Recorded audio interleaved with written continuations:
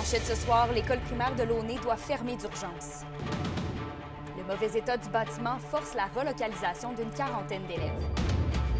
Une arrestation de plus dans la série de vols dans les véhicules à Val-d'Or. Et la SAR veut des réponses sur la gestion des loyers à faible coût en Abitibi-Ouest.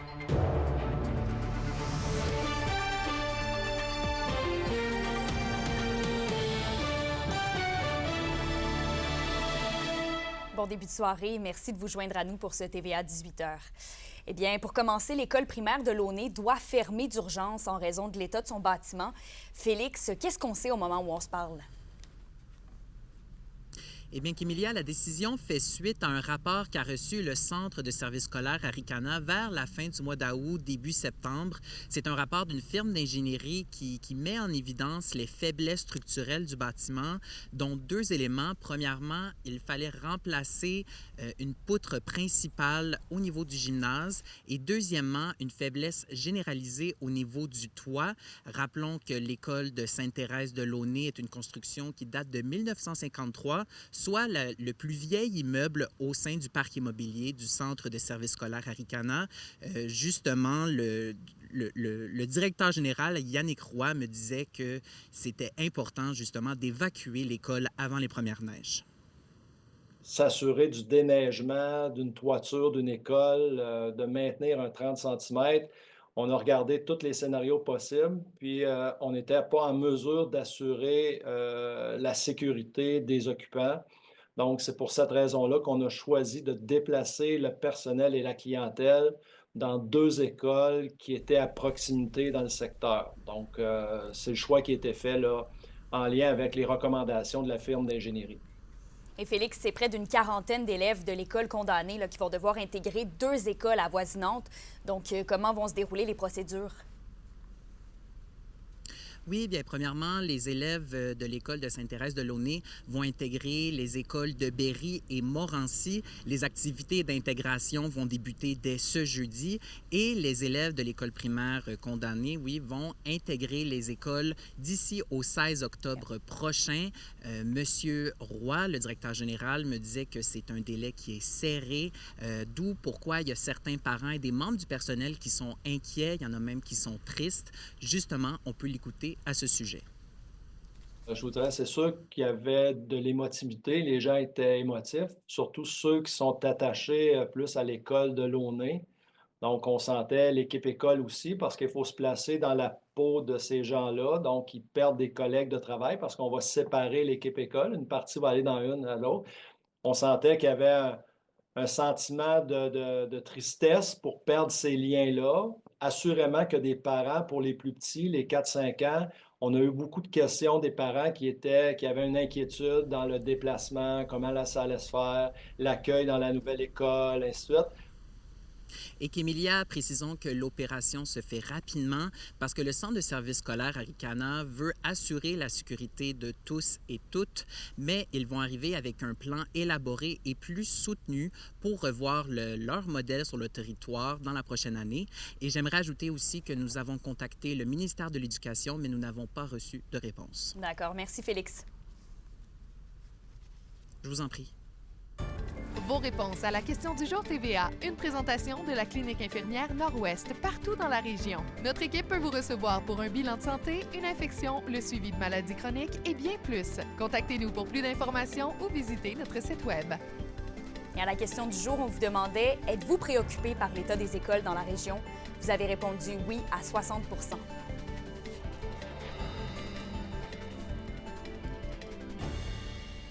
La Sûreté du Québec continue d'élucider la série de vols dans les véhicules à Val-d'Or. Un homme de 36 ans a été arrêté samedi dernier. Le suspect a été interpellé par les policiers dans le centre-ville vers 21h40, alors qu'il avait avec lui un vélo et d'autres objets qui avaient été rapportés comme volés. Des cartes d'identité et bancaires ainsi que des équipements électroniques ont aussi été saisis par le suspect. L'homme a comparu hier au palais de justice de Val-d'Or pour des dossiers antérieurs. Il demeure détenu et pourrait faire face à de nouvelles accusations. On rappelle qu'au milieu du mois de septembre, la SQ avait aussi procédé à l'arrestation de deux autres individus. Et dans le judiciaire, les causes de Samuel Vallière et Frédéric Saint-Cyr, qui étaient prévues hier au palais de justice d'Amos, ont finalement été remises à des dates ultérieures. Dans le dossier de Samuel Vallière, ayant plaidé coupable à des accusations de conduite dangereuse, son procès est remis au 11 octobre. Et pour le cas de Frédéric Saint-Cyr, qui revient en cours pour l'accusation du meurtre au second degré d'un individu retrouvé sans vie en octobre 2022 à l'accueil d'Amos, de son côté, ça ira au 29 octobre prochain. En matière d'habitation, maintenant, la ville de La Sarre est préoccupée de la gestion de l'Office d'habitation du lac Abitibi. Radio-Canada révélait dans les dernières semaines que plusieurs logements à prix modique étaient vides en Abitibi-Ouest, et ce, en pleine crise du logement. Alexandre Cabana s'est entretenu aujourd'hui avec le maire de La Sarre. Les données compilées par Radio-Canada sont évocatrices.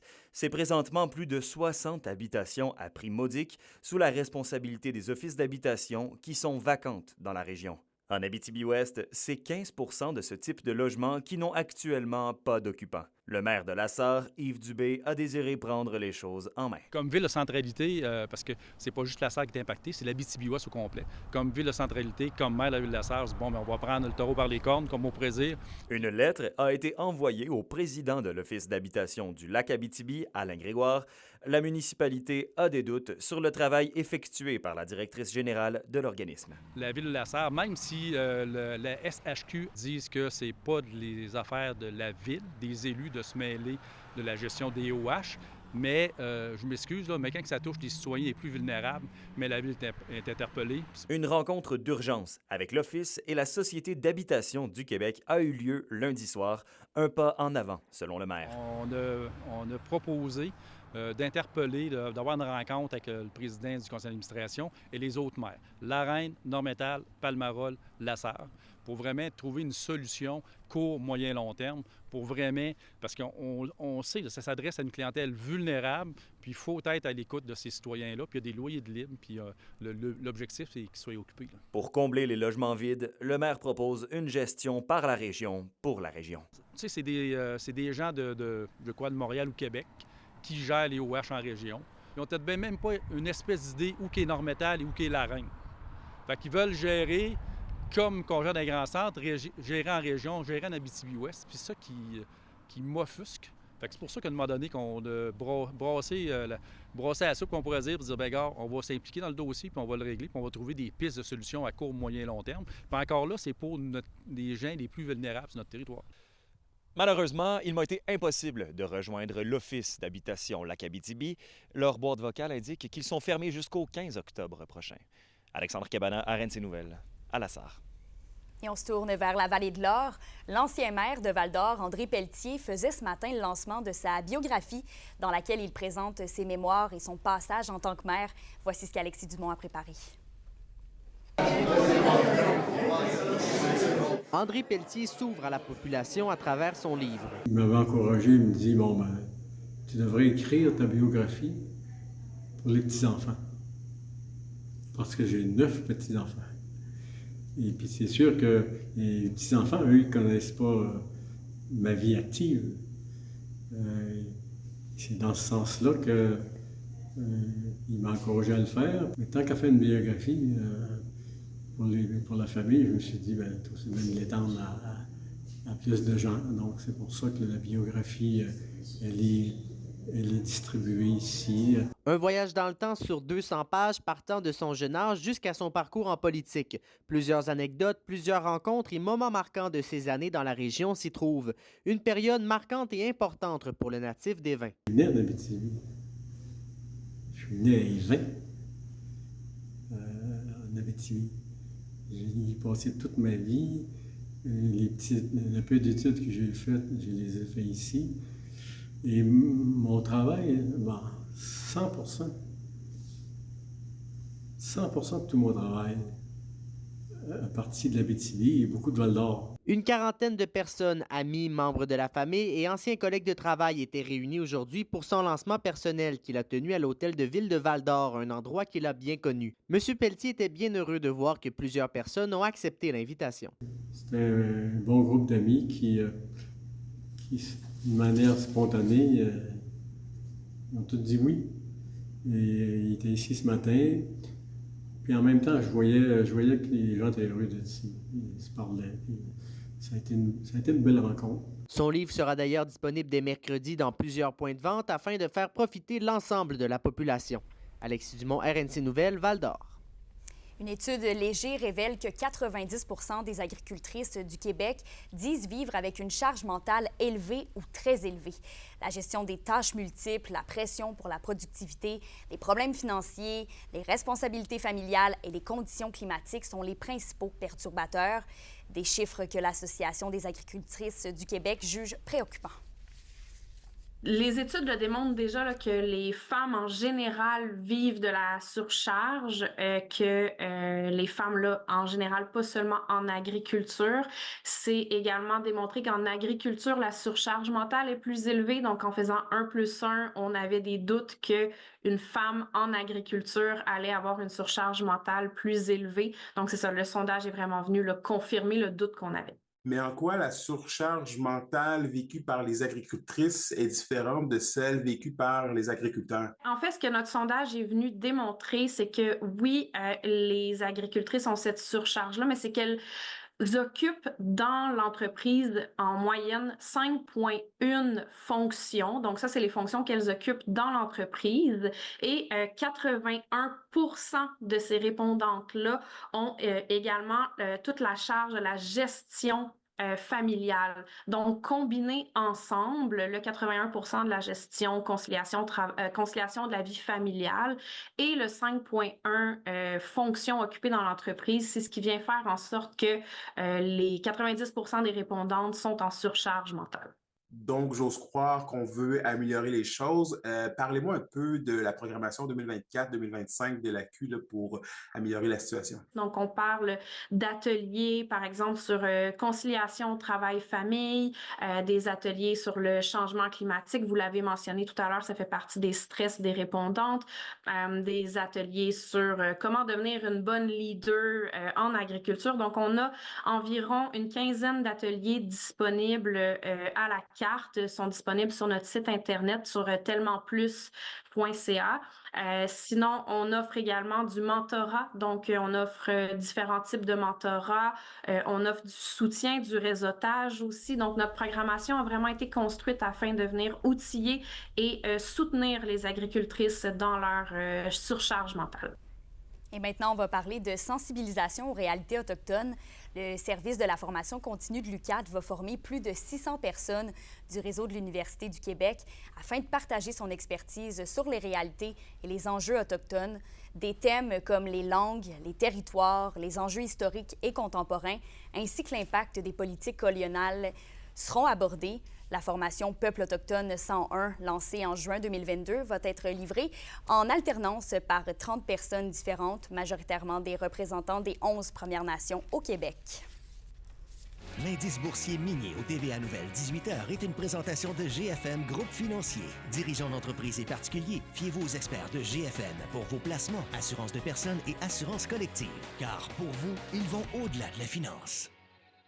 Cédric Bergeron, Alex Lapointe et Radi, l'animateur de votre soirée ce soir au Prospecteur, mais on s'en parle après la pause avec Justine.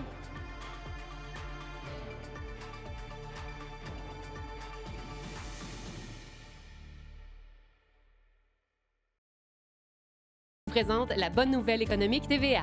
La boutique Mine de Rien, située sur l'avenue Centrale à Val-d'Or, a célébré son premier anniversaire le 25 septembre dernier. On peut trouver dans cette friperie des vêtements de seconde main pour hommes et femmes à bas prix, une section vintage ainsi qu'un café spécialisé. Lauréat de 2 prix au défi Ose entreprendre, la propriétaire Josée Pélissier se distingue par son engagement en développement durable. Les SADC, partenaires de l'économie de la région. Justine, les soirées de l'humour sont de retour au Prospecteur de Val-d'Or. Une fois par mois, c'est l'humoriste Monsieur Radi qui va animer ses soirées d'humour et à chaque fois, il va nous faire découvrir des humoristes différents. Ce soir, il est avec les 2 humoristes de la relève, Alex Lapointe et Cédric Bergeron. Ils vous attendent ce soir à 19h30 pour vous donner des fous rires et surtout pour vous faire des surprises aussi. Le billet d'entrée est au coût d'environ 21 $ et il va en avoir pour tous les goûts ce soir. Il était à Amos hier pour présenter une autre soirée d'humour et le public abitibien les a bien accueillis à leur façon. La version officielle, c'est que c'était génial. Tout s'est bien passé. On n'a pas eu de problème. Ils nous ont super bien accueillis. La deuxième version officieuse, vous aimez vraiment ça, faire la fête. Beaucoup trop pour nous. C'est vilain quand même, l'Abitibi. Des fois, les gens veulent faire le party avec nous. Moi, personnellement, j'ai ça m'amuser. Mais je suis allergique au fun. Mais ce qui est le fun avec les soirées de Radi, c'est qu'il connaît bien il connaît bien les humoristes. Fait qu'il amène vraiment pour tout le monde. Comme moi, je suis là hier et ce soir. Alex est là. On a 2 styles d'humour complètement différents. Donc, il y en a pour tous les goûts. Donc, si tu aimes plus l'humour noir, ben tant mieux. Moi, je suis là pour t'offrir ça. Tu aimes l'humour peut-être un peu plus grand public, ben tu as Alex. Fait que je sais que Radi va faire des soirées vraiment complètes pour faire plaisir à tout le monde. Et si tu aimes juste l'humour, je suis là. C'est ça que je dis. T'aimes l'humour drôle. Si t'aimes l'humour qui fait rire, voilà, c'est ça. Et Justine, du côté de la littérature, l'auteur jeunesse Maurice Bélanger vient de terminer une tournée régionale.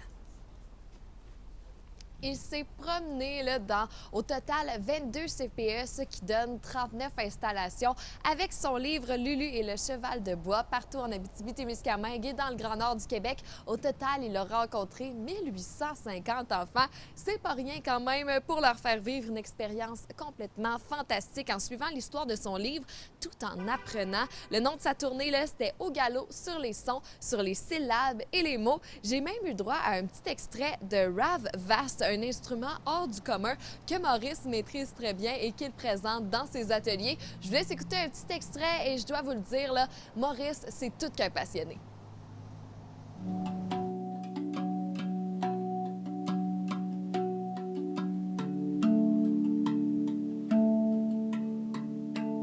Écoute, ça s'est bien passé. C'est toujours agréable de rencontrer. Ma vie, c'est la petite enfance. Je suis éducateur en petite enfance de formation avec 5 enfants. Alors, c'était fantastique. Je suis allé de Chibougamau à Témiscamingue, de Kitsakik à Beaucanton. J'ai vraiment ratissé large. Puis c'était un projet qui me tenait à cœur, surtout avec mon avant-dernier livre, Lulu et le cheval de bois, qui parlait aussi de la gestion des émotions, mais aussi au niveau de nouveaux mots. Comme j'expliquais aux enfants, dans le livre, vous allez entendre le mot « cabotin ». Avez-vous déjà entendu ça? Là, des fois, il y avait un enfant qui levait la main et disait « Ouais, je connais ça. »« Ah oui, est-ce que tu peux me l'expliquer? » Ah, il dit, je m'en souviens plus. C'était drôle la réaction des enfants. Puis quand j'arrivais au passage avec le livre, bien là, je leur expliquais dans le contexte qu'est-ce que ça voulait dire cabotin. Je vous rappelle que notre concours en collaboration avec le Festival international du cinéma, le concours de vitrine, a lieu en ce moment. Alors, à tous les commerçants, n'hésitez pas à décorer votre vitrine ou votre entrée aux couleurs du Festival international du cinéma. Je vous rappelle, cette année, c'est le rose qui est à l'honneur. Alors, on veut voir du rose un peu partout en ville. Vous courez la chance de gagner un profil d'entreprise d'une valeur de 15 000 offert par RNC Média. Alors, soyez créatifs et bonne chance à tous. 2 joueurs des Huskies de Rouyn-Noranda figurent parmi l'équipe de la semaine de la Ligue de hockey junior Maritime Québec. On vous donne les détails après la pause.